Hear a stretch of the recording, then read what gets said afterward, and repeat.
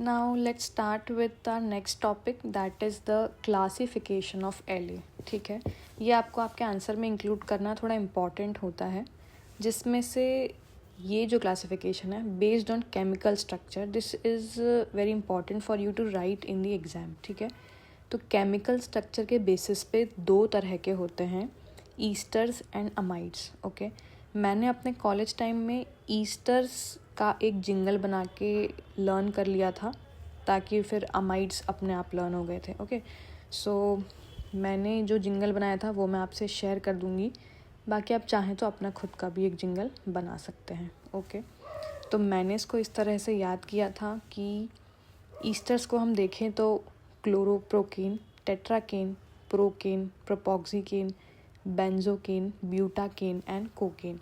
तो मैंने जिंगल बनाया था कि क्लोरो ने टेट्रा को प्रपोज किया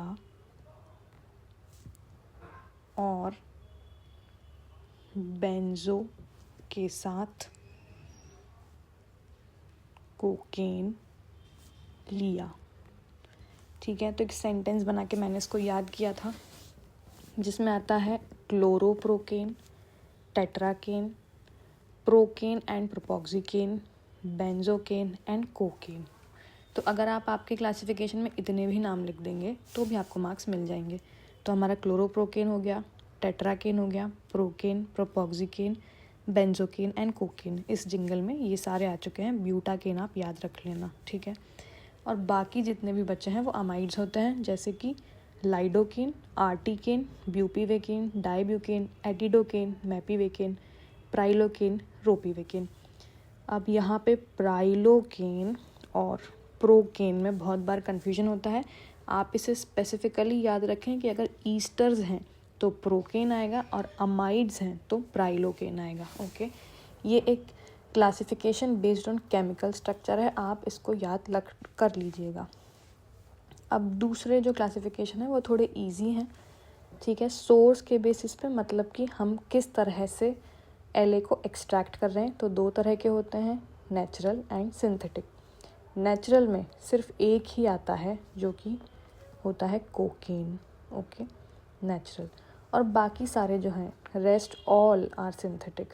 ठीक है, तो इसको याद रखना इजी है, सिर्फ एक ही नेचुरल होता है कोकेन, बाकी सारे सिंथेटिक होते हैं. ठीक है, now based on mode of application दो तरह के होते हैं ये, इंजेक्टेबल जिसे हम इंजेक्ट करते हैं, और सरफेस एनेस्थेटिक. अब सरफेस एनेस्थेटिक में दो आते हैं, सल्यूबल इन एंड इनसल्यूबल. बट आपको अगर इतना याद नहीं रखना है तो आप सरफेस एनेस्थेटिक में दो नाम इंक्लूड कर दीजिए सिर्फ. एक तो लिग्नोकेन जो हम कॉमनली यूज़ करते हैं सरफेस के लिए, और एक और कौन सा होता है, बेंजोकेन. बेंजोकेन भी हम सरफेस एनेस्थेटिक की तरह यूज़ करते हैं. ये दोनों एनेस्थेटिक सबसे ज़्यादा कॉमनली यूज़ किए जाते हैं सरफेस पर. So please write both of these names. Injectable की हम बात करते हैं तो इंजेक्टेबल तीन तरह के होते हैं, ये याद करना इम्पॉर्टेंट है. ठीक है, लो पोटेंसी शॉर्ट ड्यूरेशन, मतलब असर भी कम होता है और इफ़ेक्ट भी कम समय तक रहता है. Next is intermediate potency and duration, जिसमें लाइडोकेन और प्राइलोकेन आता है. ओके, लाइडोकेन जो सबसे कॉमनली यूज्ड एनेस्थीसिया होता है वो इंटरमीडिएट पोटेंसी एंड ड्यूरेशन का होता है. मतलब ड्यूरेशन बहुत ज़्यादा भी नहीं है, बहुत कम भी नहीं है. इंटरमीडिएट पोटेंसी मतलब असर बहुत ज़्यादा नहीं होता है, इंटरमीडिएट इतना होता है कि हम अपना प्रोसीजर आराम से कैरी कर सकें. Okay, next is high potency long duration. ये एनेस्थीसियाज बहुत स्ट्रॉन्ग एनेस्थीसिया होते हैं. इनका असर कम से कम 6 से 8 घंटे तक बना रहता है. ठीक है, अगर हम बात करें इंटरमीडिएट पोटेंसी की तो ये अराउंड 2 to 3 आवर्स रहते हैं. Okay, on low potency short duration around 1 to 1.5 hour. Okay, so high potency and long duration tetracaine, bupivacaine, ropivacaine, dibucaine जैसे स्ट्रॉन्ग एनेस्थीसियाज आते हैं. ओके, लंबा ड्यूरेशन होता है, लंबी सर्जरीज में यूजुअली यूज़ किया जाता है। Next classification is based on duration of action, ठीक है। अब आप इसे ऐसे याद रख सकते हैं, जो हमने शॉर्ट ड्यूरेशन में पढ़ा है वो यहाँ पे आ जाएगा, दैट इज़ प्रोकेन। जो हमने इंटरमीडिएट पोटेंसी एंड ड्यूरेशन में पढ़ा है वो मीडियम में आ जाएगा, दैट इज़ प्राइलोकेन, या फिर आप इसमें लाइडोकेन भी लिख सकते हैं। जो लॉन्ग ड्यूरेशन है उसमें ब्यूपीवेकेन एंड एटिडोकेन आ जाएगा, ठीक है। सिर्फ एक अल्ट्रा शॉर्ट ड्यूरेशन यहाँ पे बचेगा जिसमें आता है lignocaine without vasoconstrictor, okay, without vasoconstrictor, ultra short duration. जब भी हम लिग्नोकेन को विदाउट वैसोकॉन्स्ट्रिक्टर, क्या होता है ये वैसोकॉन्स्ट्रिक्टर, हमने पढ़ा था एड्रेनालिन, ओके। तो जब भी हम लिग्नोकेन को वैसोकॉन्स्ट्रिक्टर के बिना यूज़ करते हैं कार्डियक पेशेंट्स में, उसका ड्यूरेशन बहुत स्लो हो जाता है, क्योंकि हमने पढ़ा था कि वैसोकॉन्स्ट्रिक्टर एनेस्थीसिया को सरफेस पर बना कर रखता है, ठीक है। अब ये रहेगा ही नहीं, तो ये लिग्नोकेन बहुत जल्दी ब्लड के साथ उस जगह से वॉश ऑफ हो जाएगा, ठीक है। तो इसलिए ये आता है अल्ट्रा शॉर्ट ड्यूरेशन में। So based on duration of action, ultra short, short, medium and long. Now last one is based on onset of action. इसमें 3 आते हैं, short, intermediate and long, okay. And now we are done with the classification of LA. Now our next topic is contents of LA. Very important topic, short notes में भी अलग से पूछा जा सकता है, ठीक है, बट इजी टॉपिक है, बहुत डिफ़िकल्ट टॉपिक नहीं है, समझ लोगे तो लिख सकते हो। तो सबसे पहला जो इंग्रेडिएंट होता है हमारे LA में, that is our local anaesthesia itself. हम क्या यूज़ करते हैं, lignocaine 2%, okay, we use 2% lignocaine. Now vasoconstrictor, vasoconstrictor को में हम यूज़ करते हैं एड्रेनालिन, ठीक है। और ये क्या करता है, so it constrict blood vessels and decrease blood flow, increase the duration of action of LA। अब ये क्या कहना चाह रहा है, मान लो हमारा ये सरफेस है, यहाँ पे हमने LA डिपॉजिट कर दिया। अब क्योंकि यहाँ पे बहुत सारा ब्लड है और ब्लड का सर्कुलेशन चलता रहता है, तो क्या होगा, जितने सरफेस में हमने एनेस्थीसिया दिया है ये सर्कुलेट होगा ब्लड, और ये एनेस्थीसिया को अपने साथ लेकर चला जाएगा, ठीक है, इफ़ेक्ट ख़त्म हो जाएगा।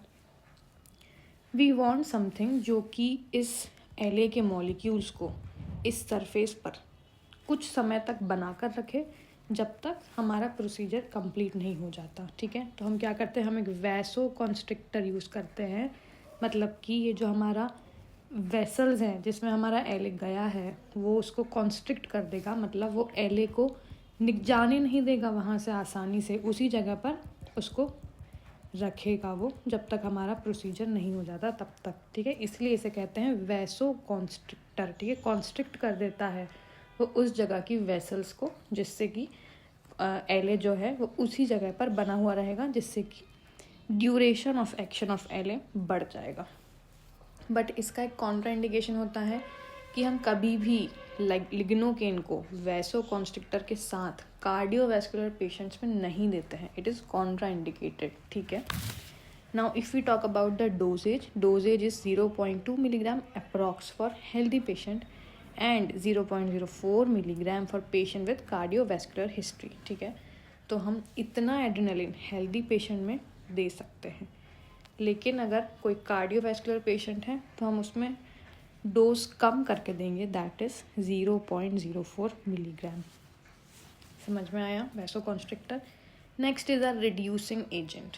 अब देखो वैसोकॉन्स्ट्रिक्टर्स हमने पढ़े हैं, वैसोकॉन्स्ट्रिक्टर्स की टेंडेंसी होती है ऑक्सीडाइज होने की, ठीक है, बहुत जल्दी ऑक्सीडाइज हो जाते हैं वैसोकॉन्स्ट्रिक्टर्स।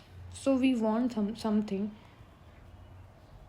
जो कि ये प्रोसेस को रोक सके, ठीक है। Vasoconstrictors have a tendency to oxidize, therefore reducing agent is added in small quantity to prevent oxidation of adrenaline, क्योंकि हम चाहते हैं कि एड्रेनालिन ऑक्सीडाइज ना हो, ठीक है, इसलिए हम क्या करते हैं, हम एक रिड्यूसिंग एजेंट जो कि होता है सोडियम मेटाबाइसल्फाइड, ये सोडियम मेटाबाइसल्फाइड हम ऐड करते हैं हमारे LA की बॉटल में ताकि एड्रेनालिन ऑक्सीडाइज ना हो, ठीक है।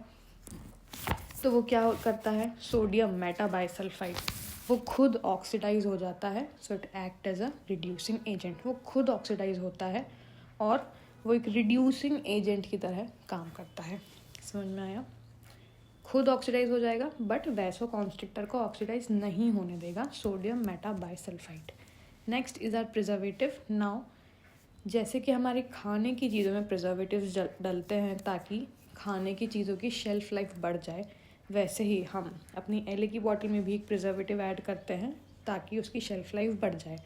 और वो प्रिजर्वेटिव क्या होता है, it is methyl paraben. So it helps in increasing the shelf life but it can be allergic to some patients. Methyl paraben, अगर किसी को LA की वजह से एलर्जी होती है तो बहुत ज़्यादा चांसेस होते हैं कि उसको एलर्जी मिथाइल पैराबिन की वजह से हुई हो, ठीक है। ये आपसे वाइवा में पूछा जा सकता है। Next is fungicide. फंगीसाइड के लिए हम थाइमॉल यूज़ करते हैं, क्यों, ताकि फंगस ना लगे उसमें, ठीक है। So we use thymol as a fungicide. Next is vehicle. अब ये सारी चीज़ें जो हमने पढ़ी, ऊपर की 5 चीज़ें, इसको हम किस चीज़ में साथ मिक्स करते हैं, so we mix all these things in a distilled water. ये डिस्टिल वाटर जो होता है वो सॉल्वेंट की तरह एक्ट करता है, ठीक है, या फिर हम कह सकते हैं कि व्हीकल की तरह एक्ट करता है। So act as a solvent to all the above mention contents, ठीक है। ये हो गया हमारा contents of local anaesthesia. Important topic है, शॉर्ट नोट्स में भी पूछा जा सकता है, please go through the topic, okay. I will share the PDF